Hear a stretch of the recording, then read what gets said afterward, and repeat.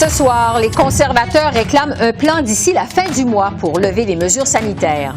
On en discute avec Roxane Borges da Silva, spécialiste en santé publique. Le NPD veut une enquête sur le financement des blocus au pays. Le chef adjoint Alexandre Boulris répond à nos questions.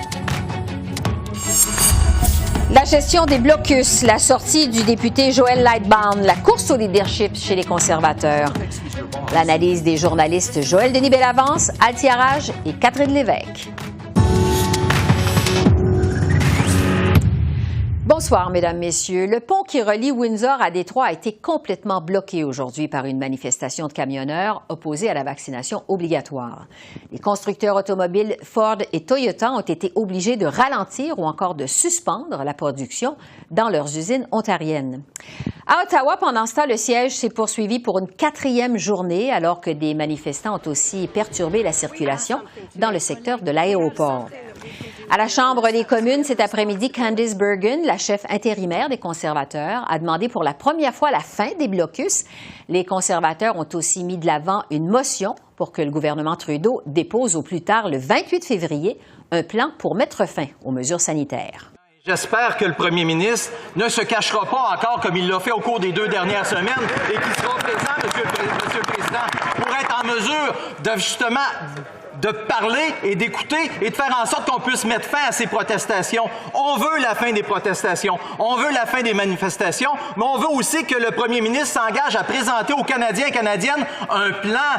On veut que ce premier ministre fasse ce que tous les autres paliers de gouvernement ici au Canada ont déjà fait, présenter un plan de réouverture à la population. Pourquoi est-ce qu'il s'entête à refuser d'écouter les Canadiens et à présenter un plan et de redonner un peu d'espoir aux Canadiens, Monsieur le Président? Honorable Premier ministre. Monsieur le Président, je suis très content d'entendre l'honorable député condamner et appeler à une fin à ces barricades aujourd'hui dans cette Chambre. J'espère qu'il va pouvoir convaincre ses collègues au Parti conservateur aussi d'arrêter d'appuyer et d'encourager ces barricades, d'encourager ces manifestants qui font mal au commerce, qui font mal aux emplois, qui font mal aux chaînes d'approvisionnement, qui font mal aux Canadiens dans les communautés à travers le pays. Il est temps que ces barricades terminent et le Parti conservateur doit être sans équivoque là-dessus. Et à l'instar des conservateurs, le NPD presse aussi le gouvernement Trudeau d'en faire plus pour venir à bout de l'impasse causée par les manifestations de camionneurs. Les néo-démocrates veulent même qu'Ottawa enquête sur la provenance du financement en soutien des manifestants. Alors j'en discute avec Alexandre Boulris, le chef adjoint du NPD. Alexandre Boulris, bonsoir. Bonsoir, Mme Bégin. Au NPD, vous dénoncez donc ce que vous appelez l'inaction du gouvernement Trudeau pour mettre fin au blocus contre les mesures sanitaires. Qu'est-ce que vous feriez de votre côté pour sortir de cette crise? Bien, écoutez, ça a fallu qu'on demande un débat d'urgence à la Chambre des communes pour que le premier ministre, finalement, sorte et puis parle directement aux parlementaires à propos de cette crise-là. Et ça a pris 12 jours avant qu'il appelle le maire d'Ottawa. Donc, c'est sûr que nous, au NPD, on aurait fait les choses différemment, surtout sachant que tout ce convoi et ces camions-là, bien, ils venaient de 3000, 4000 kilomètres. On les a vus arriver, on les a laissés rentrer et là, la situation, elle a dégénéré et c'est un peu difficile en ce moment. Alors, qu'est-ce que la GRC peut faire? C'est appuyer la police d'Ottawa, puis peut-être avoir des mesures plus fermes, comme des contraventions qui sont plus musclées, qui pourraient inciter les gens qui occupent illégalement le centre-ville d'Ottawa, qui ont volé la ville aux citoyens puis aux citoyennes, de partir le plus vite possible. Mais malheureusement, bien, ce mauvais exemple-là, il a fait des petits, puis ça a un impact économique maintenant dans d'autres régions du pays. Et là, ça fait 2 semaines que ça dure et c'est loin de se résorber. Le mouvement a même pris de l'ampleur. Est-ce que le moment est venu de tenter de dialoguer avec les manifestants? Parce que vous étiez au NPD contre ça au départ. Mais est-ce qu'on en est rendu au point où il faut tenter d'ouvrir le dialogue? Bien, c'est un petit peu difficile de dialoguer ou négocier avec des gens qui avaient comme objectif de renverser un gouvernement démocratiquement élu, qui voulait le remplacer par des gens non élus comme le Sénat ou le gouverneur général. Et puis en plus de ça, c'est complexe parce que qui parle pour ces gens-là exactement? Ça change un petit peu à tous les jours et on ne voudrait pas non plus leur donner de la légitimité, sachant qu'ils sont infiltrés par des groupes d'extrême droite, qu'on a vu des drapeaux confédérés, des propos racistes, des drapeaux nazis même. Je ne pense pas qu'il faudrait leur donner cette position-là. Je pense qu'ils doivent se conformer à la loi comme n'importe quel citoyen et citoyenne de ce pays. Bon, cela dit, le NPD a aussi dénoncé cet après-midi devant le comité permanent de la sécurité publique les sources de financement de ces manifestations, autant à Ottawa qu'ailleurs au pays. Les organisateurs, on le sait, ont recueilli des millions de dollars en fonds étrangers via des campagnes de sociofinancement. Bon, on dit que l'argent viendrait autant des États-Unis que de la Chine, que de la Russie. Qu'est-ce qui peut être fait au Canada pour lutter contre ça? Bien, c'est pour ça que mon collègue Alistair McGregor a réussi à faire en sorte qu'au comité de la sécurité publique, non seulement GoFundMe va venir témoigner, mais également le Centre canadien des opérations des déclarations financières. Ce sont les experts du gouvernement fédéral sur ces questions-là et c'est pourquoi on veut leur poser des questions pour voir qu'est-ce qui peut être fait exactement, surtout quand ces fonds-là sont utilisés par des gens qui ont comme but avoué de renverser un gouvernement élu par des élections, par les citoyens et les citoyennes, et de voir que des partisans de Donald Trump puis de l'extrême droite américaine en profitent pour venir essayer peut-être de déstabiliser nos institutions puis notre démocratie. On trouve ça très dommage que des députés conservateurs aillent sortir pour donner de la pizza puis des cafés à ces gens-là, alors que c'est une menace qui est très, très grave sur nos institutions. Oui. Il y a quand même eu un changement de position aujourd'hui du Parti conservateur qui demande maintenant aux manifestants de partir. Qu'est-ce que vous en pensez? Bien, je pense que c'était trop dur pour le Parti conservateur de continuer dans une voie où il était mi-figue, mi-raisin, justement, quand on a vu un paquet de gens, dont la chef par intérim actuelle, Mme Bergen, appuyer publiquement ce convoi-là au départ, mais également Pierre Poilievre, le critique en matière de finances, qui est candidat maintenant. Je pense qu'ils doivent reculer face à l'exaspération de la population, face à l'occupation illégale là, du centre-ville d'Ottawa. Ils n'avaient plus tellement le choix comme parlementaires puis comme gens démocratiquement élus, mais ça a été un petit peu long avant que le Parti conservateur se branche là. Je vais revenir sur l'appui de personnalités, disons, influentes à ce mouvement au Canada, dont Donald Trump, vous le parliez tout à l'heure. Monsieur Trump, qui a qualifié, entre autres, le premier ministre Trudeau de fou de l'extrême gauche. Jusqu'à quel point ça vous inquiète, la montée de ce populisme au Canada? Bien, c'est très inquiétant. Pendant un moment, on a cru qu'au Québec et au Canada, on était un petit peu immunisés par notre culture, nos traditions, nos racines démocratiques, que ça ne pouvait pas se passer chez nous. Puis on regardait un peu amusé le clown de Donald Trump qui sévissait quand il était président des États-Unis. Malheureusement, ce qu'on se rend compte, c'est que peut-être que c'est l'effet de la pandémie, peut-être que c'est l'effet de la radicalisation d'une partie de la population, peut-être que c'est la haine sur les médias sociaux avec les chambres d'écho, vous savez, où les gens s'ambitionnent puis deviennent de plus en plus agressifs et violents. Et je pense qu'on va devoir, comme démocrates, comme progressistes, se pencher sur cette question-là puis réévaluer un petit peu peut-être justement l'utilisation de ces médias sociaux puis de la haine en ligne. Oui, une remise en question probablement au sortir de cette pandémie. Je vais vous parler justement de la sortie de la pandémie. Alexandre Boulris, le NPD demande au gouvernement Trudeau un plan complet pour aider les Canadiens à s'en sortir. Qu'est-ce que vous voulez au juste? Plusieurs choses, parce qu'il y a beaucoup de chaos dans la gestion des libéraux de Justin Trudeau, beaucoup d'incertitudes. Ce qu'on veut avoir, c'est des échéanciers, mais on veut également avoir des engagements concrets, notamment la hausse des transferts en santé, augmenter nos capacités de produire des vaccins puis des équipements médicaux individuels ici au Québec puis au Canada, mais également des investissements massifs en santé mentale. Ça va être absolument essentiel pour une sortie de crise sanitaire, pour que tout le monde s'en sorte le mieux possible. Bon, vous parlez entre autres d'échéanciers. Les conservateurs, justement, ont présenté une motion aujourd'hui aux communes qui demande au gouvernement de présenter un plan de retour à la normale d'ici le 28 février, alors que les provinces, y compris le Québec, entre autres, là, sont en train de lever à tour les restrictions sanitaires. Est-ce que vous êtes d'accord au NPD pour qu'on lève toutes les restrictions imposées par le gouvernement fédéral, comme par exemple les mandats de vaccination pour les camionneurs, pour les fonctionnaires et pour les voyageurs? Qu'est-ce que vous en pensez? C'est sûr qu'il y a des mesures qui doivent être prises, puis la population doit être mise au courant. C'est pour ça qu'on est d'accord sur le fond que les libéraux devraient présenter un plan, ce qu'ils sont incapables de faire, semble-t-il. Mais la motion des conservateurs, on a un certain malaise avec ça, parce qu'on parle de la levée de toutes les restrictions, sans aucune nuance. C'est une solution qui est mur à mur, puis on dirait que c'est pour faire plaisir, justement, aux convois puis aux manifestants illégaux ici à Ottawa, puis un petit peu partout. Alors, on aurait aimé ça avoir une position plus nuancée, où on dit qu'il faut s'appuyer sur la science et les recommandations de la santé publique, parce que, faisons attention, il va peut-être avoir une sixième vague. Alors, il n'y a rien de définitif dans les situations actuelles, là. Mais au niveau de la levée, justement, des restrictions de façon graduelle, qu'est-ce que vous proposez? Qu'est-ce que vous aimeriez? Comment vous voyez ça au NPD? Bien, on voit ça que ça doit être basé sur les recommandations de la santé publique. Ouais. Puis je comprends que les gens puissent être confus, notamment sur les tests PCR pour les voyageurs, avant le vol, après le vol. Il y a peut-être un peu d'exagération puis d'abus là-dessus, mais il faudrait s'asseoir et regarder ça un à un. On n'est pas les experts de la santé publique, les parlementaires, on ne doit pas prendre cette place-là. On écoute nos citoyens puis nos citoyennes, mais il faut écouter la science d'abord et avant tout. C'est ça la position du NPD, pour être le plus prudent possible puis respecter nos professionnels de la santé qui sauvent des vies puis qui travaillent tellement fort ces jours-ci. Alexandre Boulris, chef adjoint du NPD, merci beaucoup. Merci, Mme Bégin. Et pour poursuivre justement sur la levée des mesures sanitaires, alors qu'on semble être à un tournant de la pandémie, je retrouve Roxane Borges da Silva, qui est professeure à l'École de santé publique de l'Université de Montréal. Bonsoir, professeur Borges da Silva.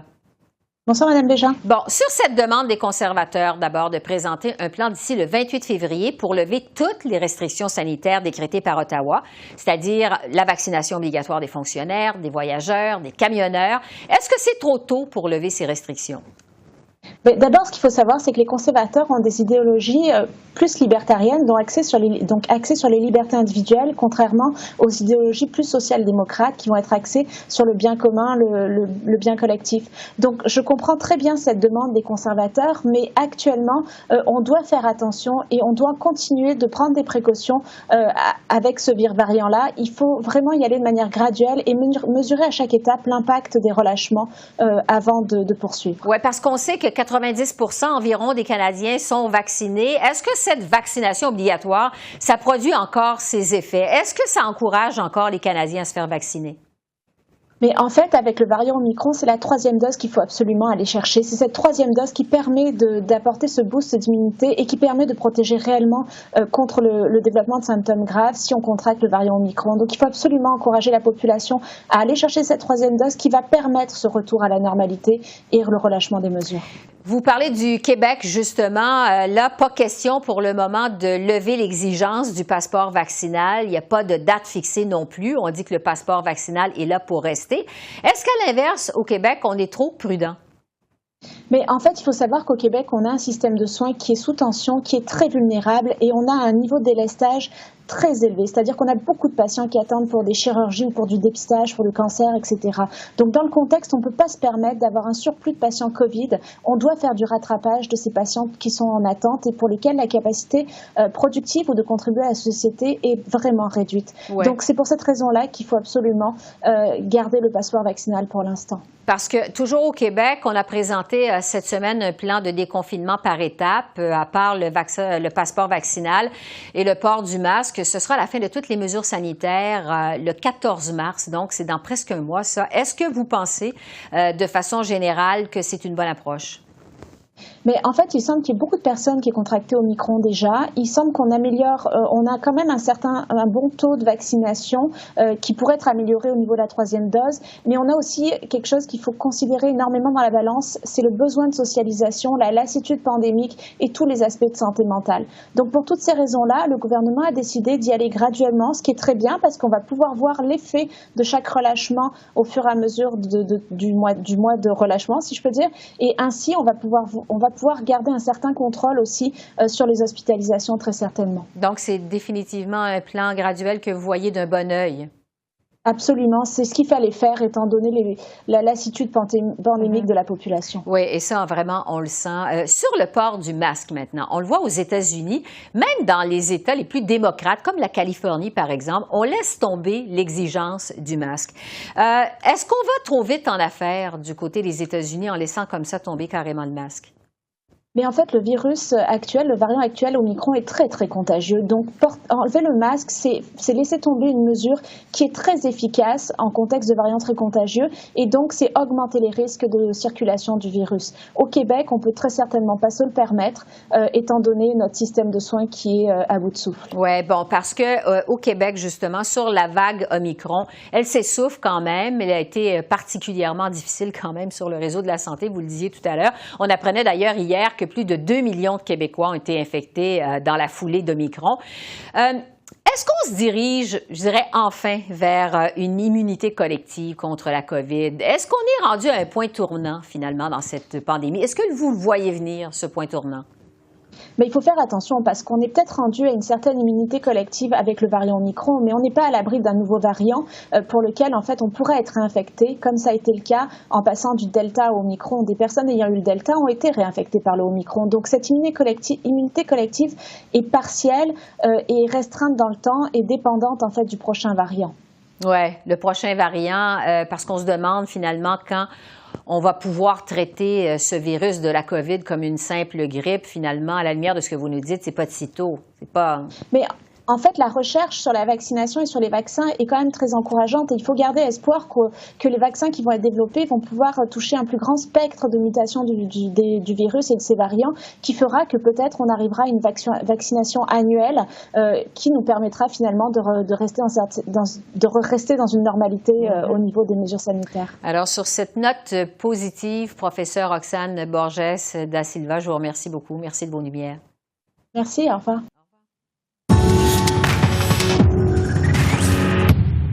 C'est le moment d'analyser une autre semaine mouvementée à Ottawa avec notre panel de journalistes, Joël Denis, Althia et Catherine. Bonsoir à vous trois.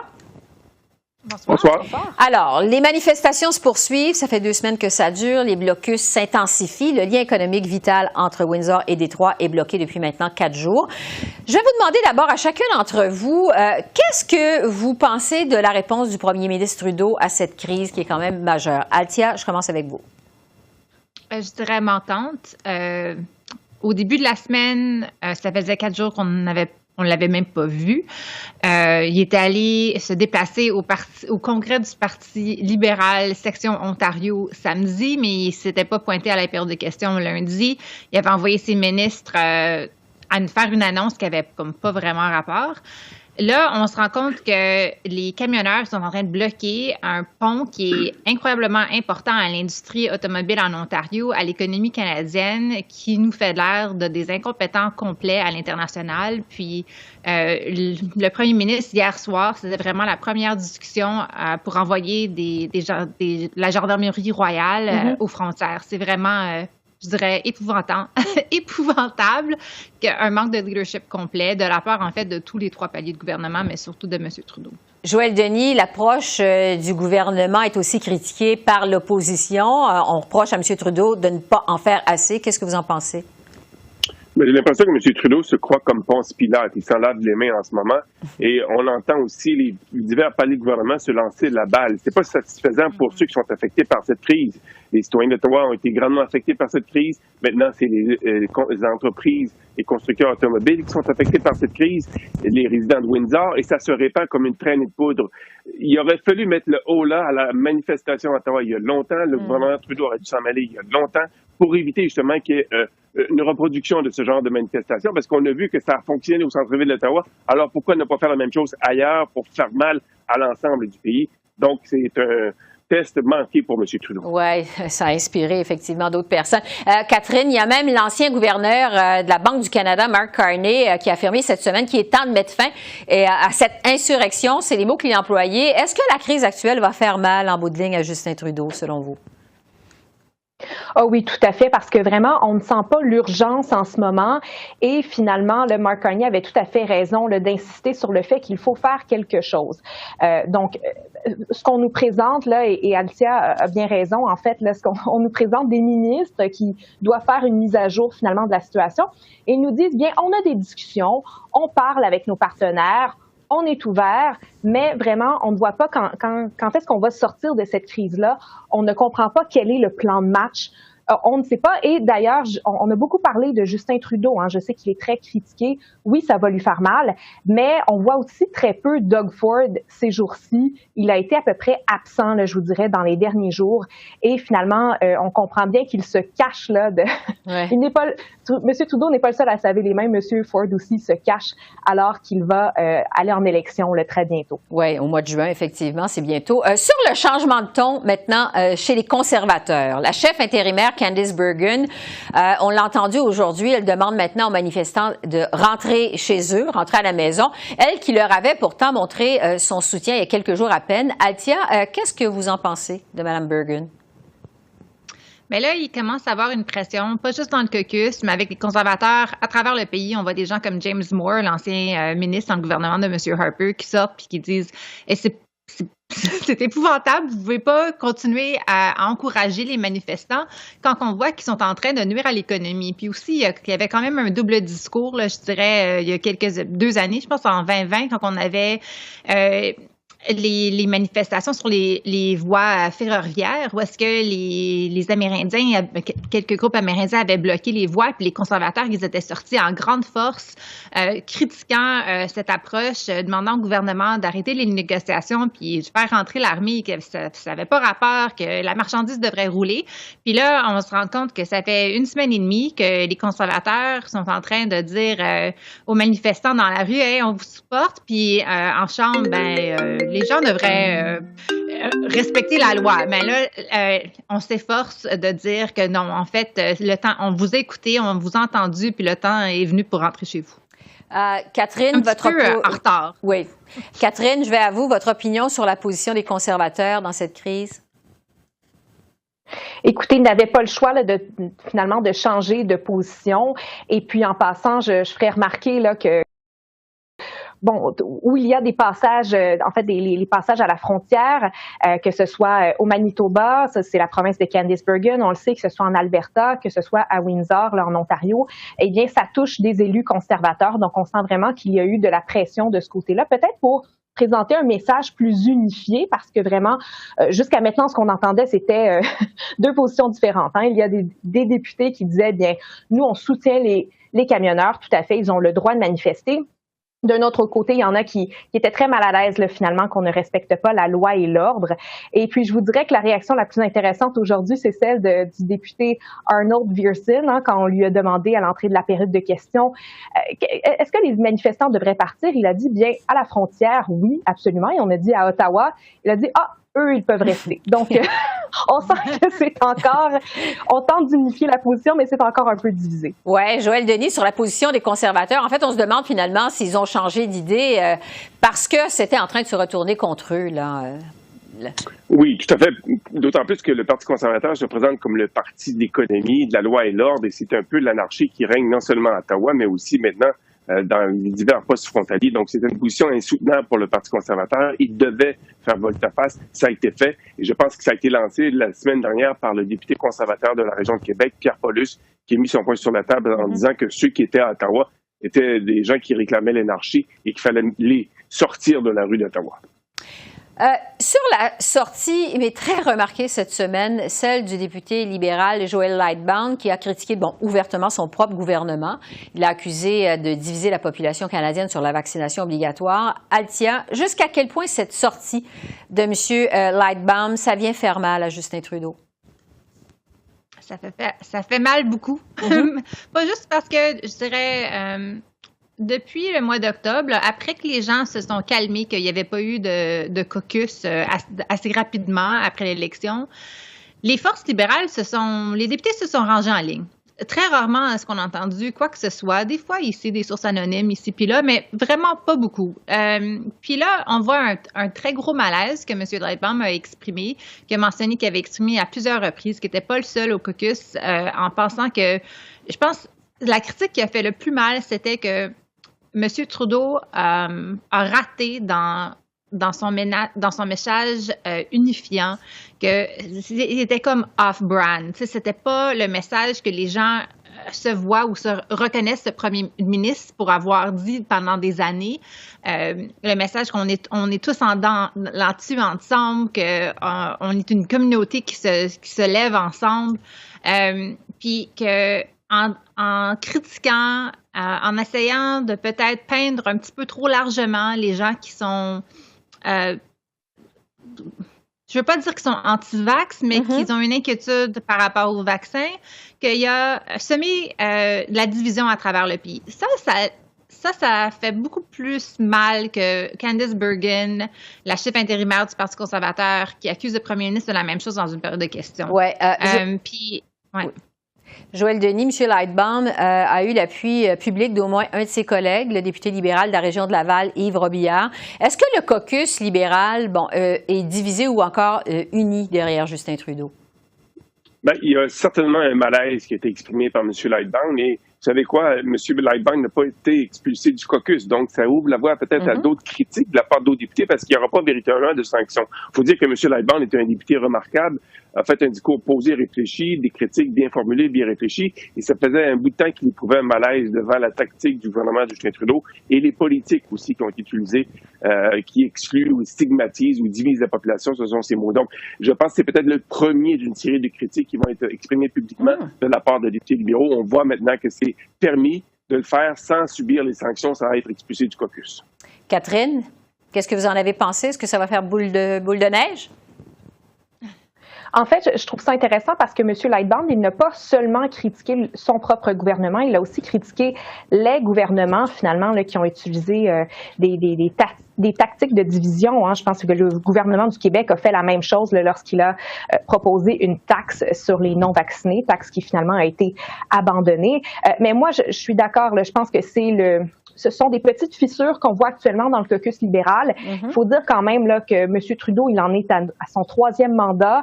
Je pense que vraiment les députés d'arrière-ban commencent à s'impatienter. Je pense qu'ils se rendent bien compte. Et je dis pas que c'est le cas de M. Lightbound, mais je pense que certains députés se rendent compte qu'ils ne seront jamais ministres. Et finalement, là, ils n'ont rien à perdre. Ils peuvent s'exprimer plus librement. Donc, je ne serais pas étonnée là, de voir là, peut-être d'autres personnes finalement se plaindre de la gestion du gouvernement et surtout du bureau du premier ministre. À suivre. Donc, il nous reste même pas 2 minutes. Je veux vous entendre évidemment sur la course au leadership chez les conservateurs. Un seul candidat qui est déclaré jusqu'à maintenant, c'est Pierre Poilievre. Mais les spéculations vont bon train. Althia, est-ce que Pierre Poilievre, c'est l'homme de la situation pour le Parti conservateur actuel? Ah, ça, c'est une question que seulement les membres peuvent répondre. Mais je dirais que c'est jamais une bonne idée d'avoir une course en fait, de ne pas avoir de course. Ce ne serait pas une bonne idée pour M. Poilievre non plus d'avoir une coronation. On a vu comment que ça a fonctionné avec Michael Ignatieff chez le Parti libéral et même avec Paul Martin chez les libéraux. Ce serait de son avantage d'avoir une course qui le mène à se tester lui-même, je dirais, surtout sur les enjeux qui ont rapport avec des conservateurs plus modérés. Ça va être intéressant de voir, par contre, s'il y a d'autres qui décident de se pointer parce que c'est sa course à l'instant. Oui, Joël Denis, justement, il y a des députés du Québec, c'est le cas d'Alain Reyes, qui tente de convaincre l'ancien premier ministre Jean Charest de faire le saut. Est-ce que ça vous semble sérieux? Oui, parce que M. Charest réfléchit. M. Reyes est en train d'élaborer une sorte de organisation, si vous voulez, qui serait clé en main pour M. Charest, pour qui lui permettrait peut-être de remporter la victoire au Québec, dans les provinces atlantiques et même dans le Grand Toronto. S'il présentait à M. Charest pourrait être convaincu. Donc, je pense qu'il y réfléchit sérieusement. Maintenant, je pense que M. Poilievre a aussi avantage d'avoir une course. Pourquoi? Parce qu'il y a du polissage à faire quand même pour M. Poilievre. Il y a un discours qui est tranchant pour certains clivants, un discours très anti-establishment, très anti-média, et ça peut heurter certains conservateurs au Québec qui n'aiment pas son style trop abrasif envers certaines institutions qui sont importantes pour le Canada, notamment les médias traditionnels. Catherine, il ne nous reste même pas 10 secondes. Est-ce qu'il y a un autre nom qui circule qui pourrait être intéressant? Je pense qu'il faudra surveiller Patrick Brown, le maire de Brampton, certainement, et Peter MacKay. Est-ce qu'il va décider de se réessayer une autre fois? C'est ce qu'on va devoir voir. Et finalement, je mentionnerai Tasha Kheiriddin, la chroniqueuse politique, là, qui a indiqué qu'elle était en réflexion. Donc, je pense que ce seront les 3 autres noms, du moins du côté progressiste, à surveiller. Donc, plusieurs personnes sur le téléphone actuellement. On aura l'occasion de s'en reparler. Joël Denis, Althia et Catherine, merci beaucoup et à la semaine prochaine. Merci. Merci, bonne semaine. Alors voilà, c'est comme ça qu'on a vu l'essentiel de l'actualité de ce jeudi 10 février sur la colline parlementaire à Ottawa. Esther Bégin qui vous remercie d'être à l'antenne de CEPAC, la chaîne d'affaires publiques par câble. Je vous souhaite une excellente fin de soirée et je vous dis à demain. Au revoir.